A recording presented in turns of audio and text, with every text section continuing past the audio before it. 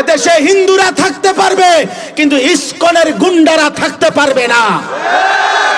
ওরা সন্ত্রাসী, ওরা গুন্ডা, ওরা গুন্ডা।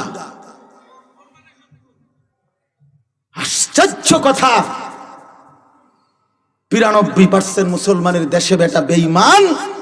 চলচ্চিত্র আমার মুসলমান ভাই অ্যাডভোকেটকে এইভাবে জবাই করতে পারলি কেমনে?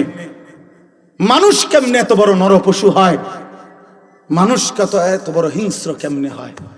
মুসলমান সবাই রে বলি, মিয়া যুবক ভাই তোমাদেরকেও বলি, মনে রাখো এই ঘটনা প্রমাণ করে দিছে যে দুশ্মন সুযোগ পাইলে বেঈমান তোমারও ছাড়বে না, আমারও ছাড়বে না।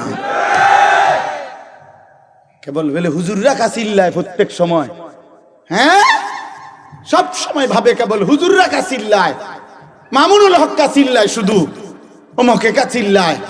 হুজুররা এত মাথা ব্যথা কিটা? হুজুররা এত কিছু চিন্তা করে কেন?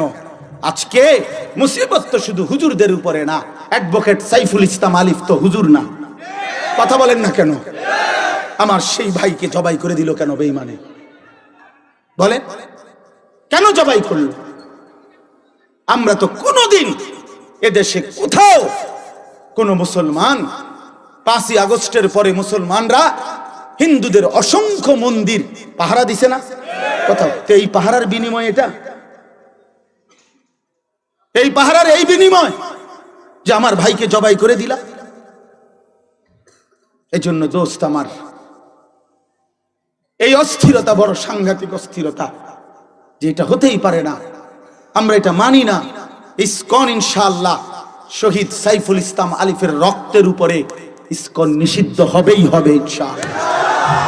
২-৪ জন আনিস প্রয়োজনে মরে যাবে, শহীদ হবে, কিন্তু ইনশাআল্লাহ কালেমার পতাকা বাংলাদেশে উড়বে ইনশাআল্লাহ। এদেশ ইসকনের না, এদেশ মুসলমানের, এদেশ ইমানদারের, এদেশ আল্লাহর কোরআনের ধ্বনিতে এদেশের ভোর হয়, এদেশের ভোর ফজরের আজান দিয়ে হয়।